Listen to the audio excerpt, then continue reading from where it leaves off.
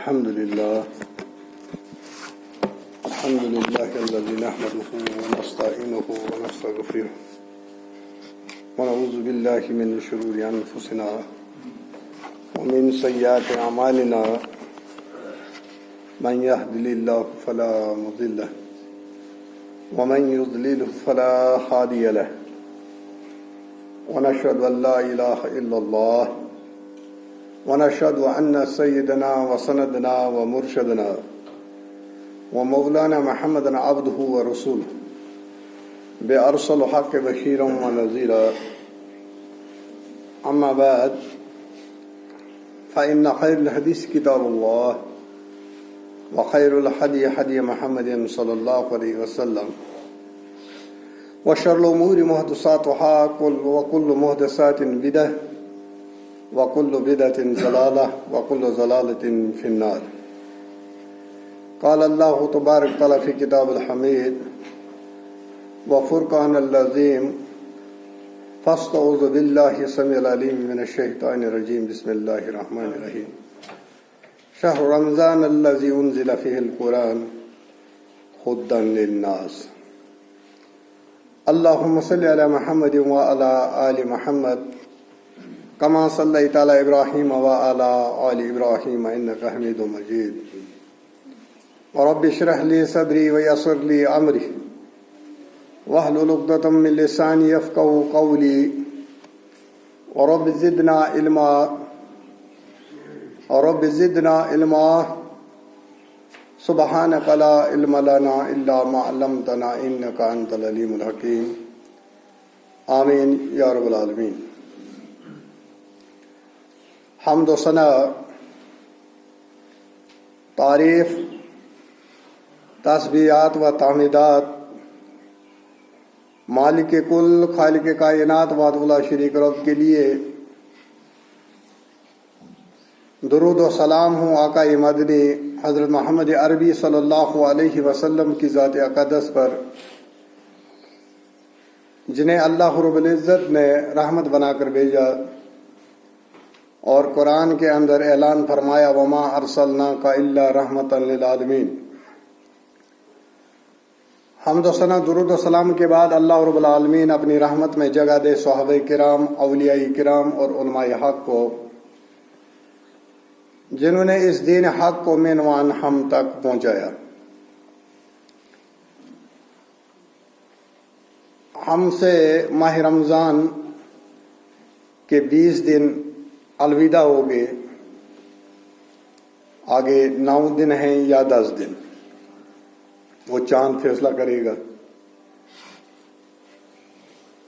باقی 12 مہینوں کے اندر اس مہینے کو یہ خصوصیت ہے کہ جس میں عبادت کرنے کا زیادہ ثواب ہے، اور اللہ رب العالمین نے اس میں ایک رات ایسی اس مہینے کے اندر ہمیں عطا کی، شب قدر کی رات، جو 1000 مہینوں کی عبادت سے افضل ہے.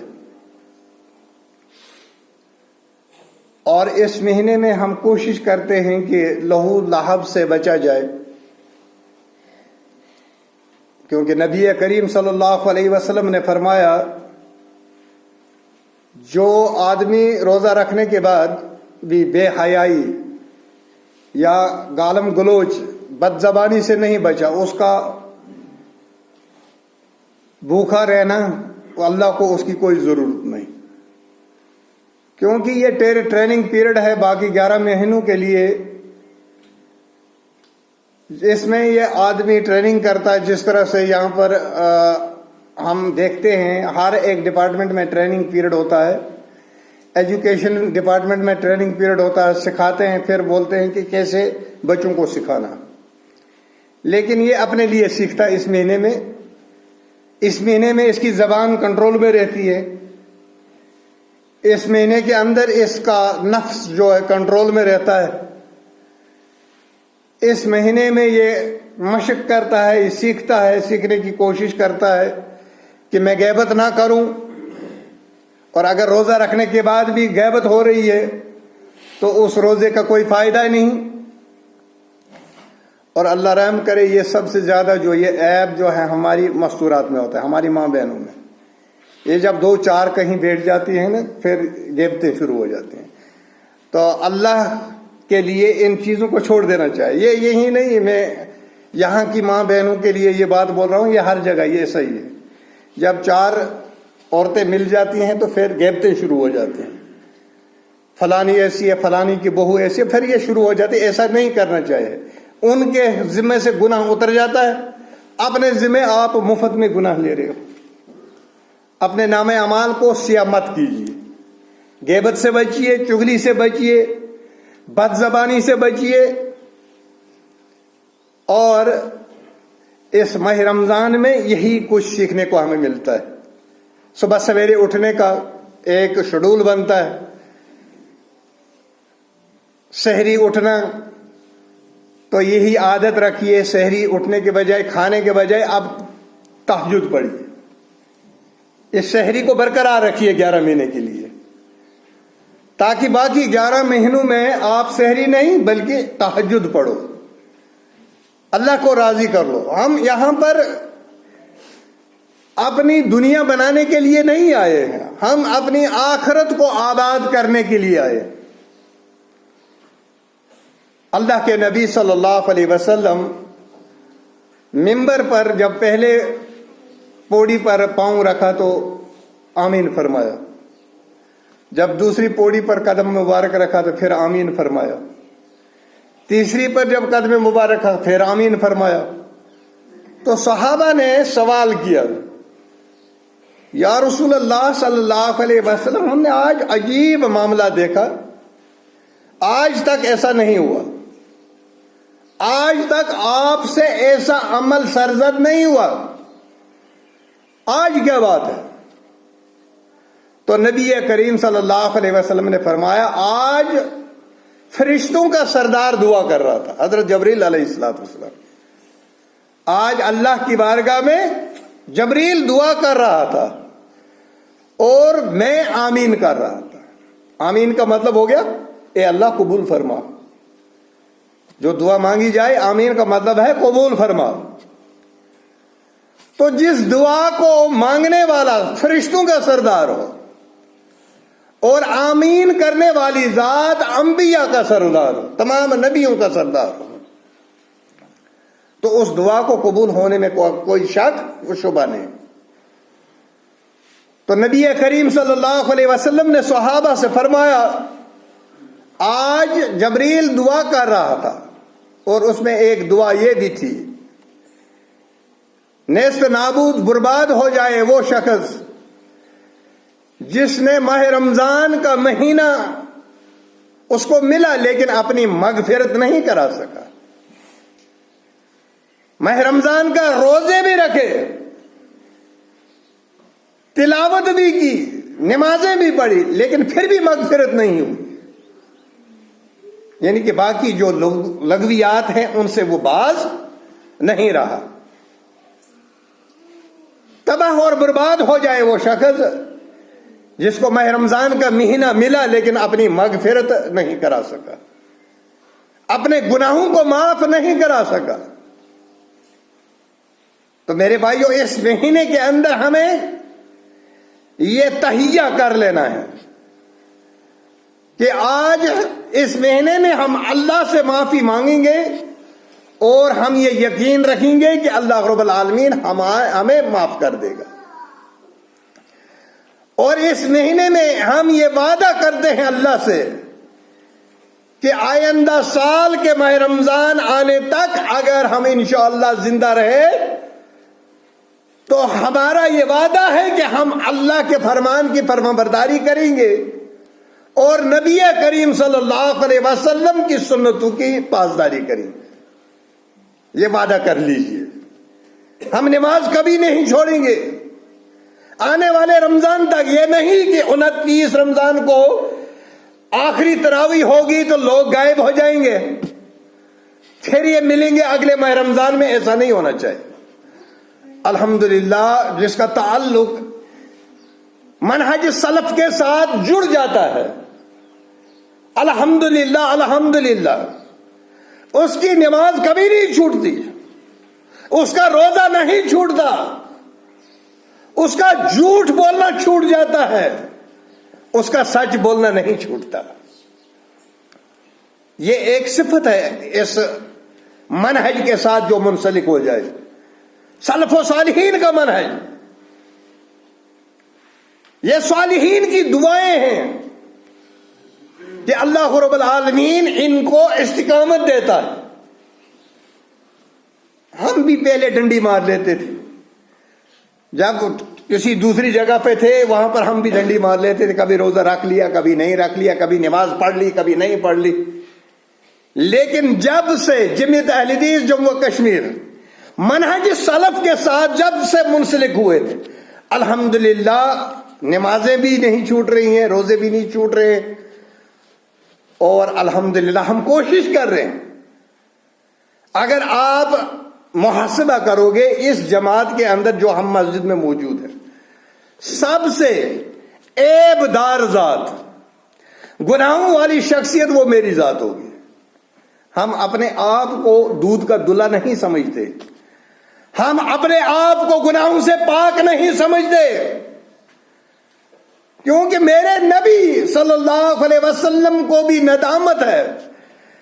فرمایا نبی کریم صلی اللہ علیہ وسلم نے کوئی بھی آدمی اللہ کی رحمت کے بغیر جنت میں داخل نہیں ہو سکتا۔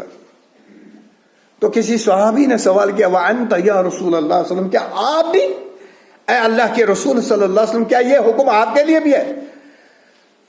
تو اللہ کے رسول صلی اللہ علیہ وسلم کی ندامت دیکھو، وہ فرمایا وَأَنَا، ہاں میں بھی۔ جب میرے آقا اتنا نادم ہیں، اللہ سے درگزر کے طالب ہیں، اور ہمیں کتنا ہونا چاہیے، ہمیں کتنا خوف ہونا چاہیے، ہمیں کتنا ڈرنا چاہیے اس دن سے جس دن حساب لینے والی ذات اللہ کی ذات ہوگی، اور حساب دینا پڑے گا، اور ہمیں ہی دینا پڑے گا۔ میرے بدلے میرے بیٹے کو نہیں دینا پڑے گا، بیٹے کو میرے بدلے اس کو سوال و جواب نہیں کیا جائے گا، ہر ایک کو اپنا اپنا جواب دینا ہوگا۔ زندگی کیسے گزاری، مال کیسے خرچ کیا، غریب و غربا کا خیال رکھا، ماہ رمضان کے ساتھ تو نے انصاف کیا نہیں کیا، روزے کو کیوں تو نے برباد کر دیا، ماہ رمضان میں تو کیوں کھاتا رہا۔ اللہ کی قسم زیادہ تر میں نے دیکھا جو بزرگ ہیں وہ تو روزہ رکھتے ہیں، لیکن نوجوان اس سے بے خبر۔ وجہ یہی ہے کہ ہمیں تربیت نہیں، ہم اس کی عظمت نہیں جانتے، اس ماہ رمضان کی عظمت۔ سائنٹیفک بھی یہ بول رہے ہیں کہ اس سے بڑا فائدہ ہوتا ہے، جسم میں کچھ زہریلے مواد جو پیدا ہوتے ہیں، جب معدے کو کچھ کھانے کے لیے نہیں ملتا تو وہ ان کچھ کھاتا ہے۔ تو وہ سائنسدان، بہت بڑا سائنسدان، وہ بول رہا ہے کہ جو روزہ رکھنے والا ہو وہ کینسر کی بیماری سے محفوظ رہ سکتا ہے، کینسر جیسی موذی بیماری اس کو اٹیک نہیں کر سکتی۔ اللہ رب العالمین کو میرا بھوکا رہنے سے کچھ ملے گا؟ اس کی قدرت میں کوئی فرق پڑنے والا نہیں، کوئی بڑھوتری ہونے والے نہیں، بلکہ اوور آل جو بھی کام ہمارے لیے اللہ رب العالمین نے ہمیں حکم دیا اس میں ہمارا ہی فائدہ ہے، ہمارا ہی فائدہ ہے۔ تو نبی کریم صلی اللہ علیہ وسلم جب پوڑی پر قدم رکھا تو آمین جب فرمایا میرے صحابہ، حضرت جبریل علیہ السلام دعا کر رہے تھے کہ تباہ و برباد ہو جائے وہ آدمی جس نے ماہ رمضان کے مہینے کو پایا لیکن اپنی مغفرت نہیں کرا سکا، اور دوسرا شخص وہ تھا جو اپنے ماں باپ کا نافرمان ہے، اس کو بھی اللہ رب العالمین برباد کر دے۔ ماں باپ کی فرما برداری میں اللہ رب العالمین نے جہاں اپنا ذکر کیا، توحید کا ذکر کیا، اسی کے ساتھ ساتھ ماں باپ کی عزت و احترام اور ان کی توقیر کا ذکر فرمایا۔ وہ بھی برباد ہو جائے جو اپنے ماں باپ کو تنگ کرتا ہے، ماں باپ کو ستاتا ہے، ماں باپ کا نافرمان ہے، ماں باپ کو برا بلا کہتا ہے، تو اس کو بھی بد دعا دی حضرت جبریل علیہ السلام نے، اور آمین فرمایا اللہ کے نبی، پیغمبروں کے سردار، آقا مدنی حضرت محمد رسول اللہ صلی اللہ علیہ وسلم۔ اور تیسرا وہ شخص جس کے سامنے میرا ذکر خیر ہوا، یعنی میرا اسم مبارک لیا گیا، محمد پڑھا گیا، لیکن اس نے مجھ پر درود نہیں بھیجا، صلی اللہ علیہ وسلم نہیں کہا، وہ بھی تباہ ہو جائے، اس کے ہاتھ خاک آلودہ ہو جائے، برباد ہو جائے وہ آدمی۔ تو اللہ کے نبی صلی اللہ علیہ وسلم نے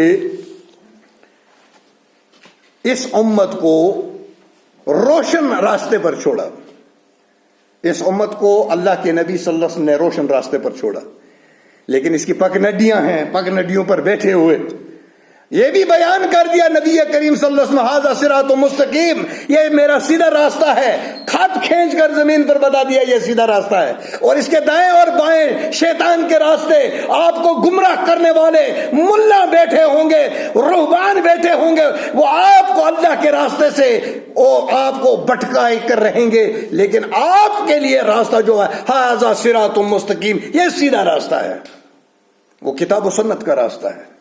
کتاب و سنت کے راستے کے علاوہ کوئی راستہ کامیابی والا راستہ نہیں ہو سکتا۔ تو میرے بھائیوں، آپ اس ماہ رمضان میں، آج 20 ماہ رمضان ہے اور آج شام کو شب بھی ہے، پہلی شب قدر، کیونکہ ہم 5 کے قائل ہیں، 5 کرو گے 1 ملے گی، 5 شب کرو گے تو 1 شب پالو گے، اگر 5 نہیں کرو گے پھر کسی ہو سکتا ملے نہ ملے، اس میں شک ہے، کیونکہ نبی کریم صلی اللہ علیہ وسلم نے جو فرمایا ہے، حدیث کے اندر آیا ہے کہ آخری عشرے کی طاق راتوں میں اس کو ڈھونڈو، آخری عشرے کی طاق راتوں میں، اور آج پہلی رات ہے، 20 ہے نا آج، اور آج ہی اعتکاف کا والا آدمی آج شام سے پہلے شام نماز یہیں پڑھ کر اپنے اس میں کٹیا یہاں پر بنا کیا لگائیں کپڑے کے، اس کے اندر گھس جائے گا، 1 ہوں 2 ہوں، لیکن کم سے کم 1 ہوگا تو پورے محلے سے جو اس کو فرض کفایہ وہ ساکت ہو جائے گا، اور پورا محلہ گناہ سے بچ جائے گا۔ اگر نہیں بیٹھا تو پورا محلہ گناہ گار ہو جائے گا۔ بیٹھنا ضروری ہے، لازمی ہے، جامع مسجد بھی ہے۔ ہاں ایک ہی چیز اس میں ہو سکتی ہے، یہاں پر باتھ روم نہیں ہے، وہ باتھ روم کہیں سے بھی اس کے لیے انتظام کر سو، چھوٹا سا برتن یہیں بھی باہر رکھ دو، وہ وضو بنانے کے لیے وہ اس کو مکلف کر دو، اس سے کھانا یہیں پہنچا دو اس کو، ضروری نہیں ہے وہ گھر میں جا کر کھائے، یہیں پہ سب کام وہ یہیں کرے گا۔ ہاں اگر اس کو کوئی لانے والا نہ ہو تب جا کر وہ گھر میں کھا سکتا ہے، تو ایسا نہیں ہے، گھر میں کوئی نہ کوئی ہوتا ہے، اگر کوئی نہ ہو تو بیوی وہ بھی لا سکتی ہے، کیونکہ میں نے پچھلی بار بھی آپ کو بتایا تھا، حضرت صفیہ رضی اللہ تعالیٰ عنہ کسی کام سے نبی کریم صلی اللہ علیہ وسلم دوران اعتکاف مسجد نبی کے اندر داخل ہوئی، بہت ساری دیر تک باتیں ہوئی، تو اندھیرا ہونے والا تھا، تو نبی کریم صلی اللہ علیہ وسلم نے دروازے تک، مسجد کے دروازے تک ان کے ساتھ گئے ان کو الوداع کرنے کے لیے، تو انصار کے 2 جوان بھاگ رہے تھے، وہ بھاگتے بھاگتے ان کو روک دیا، نبی کریم صلی اللہ علیہ وسلم، اے جوانوں رک جاؤ، او جوانوں رک جاؤ، یہ میری بیوی صفیہ ہے، آپ کی ماں صفیہ ہے، ام المومنین صفیہ رضی اللہ تعالی عنہ ہے۔ انہوں نے کہا سبحان اللہ، انہوں نے وہ حیرت زدہ ہو گئے، حیرانگی کا اظہار کیا، یا رسول اللہ صلی اللہ علیہ وسلم، ہم اپنے نبی سے ایسا بدگمان نہیں کر سکتے، سبحان اللہ، سبحان اللہ پاک ہے، اللہ کی ذات پاک ہے، یعنی کہ ہم ایسا گمان کر ہی نہیں سکتے، لیکن نبی کریم صلی اللہ علیہ وسلم نے فرمایا، اے میرے ساتھیوں، میں نے سوچا کہ یہ شیطان جو تمہارے خون کے اندر دورہ کرتا ہے، کہیں یہ تمہارے دل میں کوئی چیز نہ ڈال دے، اور اگر آپ کے دل میں نبی کے متعلق کوئی ایسی چیز آ گئی تو ایمان برباد ہو گیا، ایمان ختم ہو گیا۔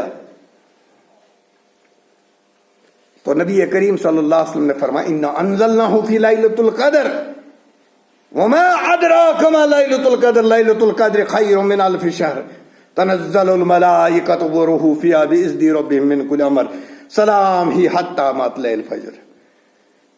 اِنَّا أَنزَلْنَاهُ فِي لَيْلَةِ الْقَدْرِ، میں نے اس کتاب کو، اس قرآن کو لیلۃ القدر کی رات میں نازل کیا، اور یہ لیلۃ القدر کی رات میں اس آسمان دنیا پر آیا ایک بار۔